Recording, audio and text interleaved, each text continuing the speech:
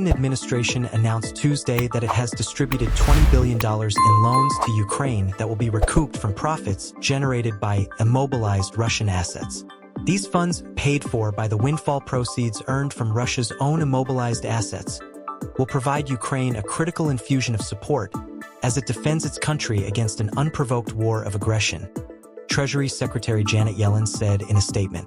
The distributed funds are part of a $50 billion loan initiative agreed to by the leaders of the group of 7 countries earlier this year to support Ukraine's budgetary, military, and reconstruction assistance.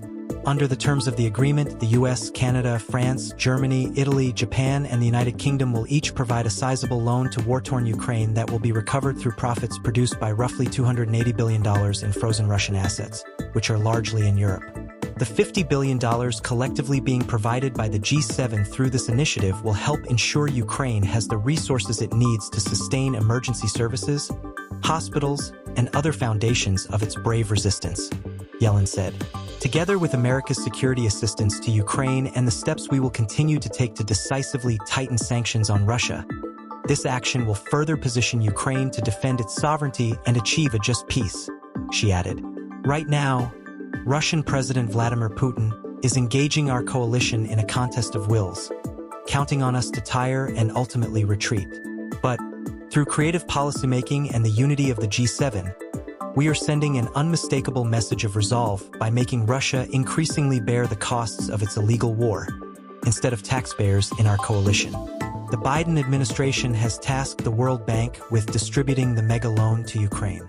Ukrainian President Volodymyr Zelensky said he was deeply grateful to President Biden and Yellen for the financing. This critical support, funded by immobilized Russian assets, will strengthen Ukraine's defense and help protect our sovereignty and people against unprovoked aggression, Zelensky wrote on X.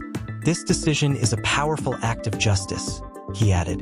By utilizing Russia's assets to support Ukraine, the G7 is holding the aggressor accountable. This sends a clear and resolute message. Russia must pay for its brutal war. Putin's regime must face the consequences of its violations of international law, war crimes, and assault on democracy. The loan announcement comes less than 6 weeks before President-elect Donald Trump takes office. The 45th president has pledged to bring peace to Ukraine quickly upon returning to the Oval Office. Trump, 78, suggested back in February that any U.S. aid going to Ukraine should be in the form of a loan.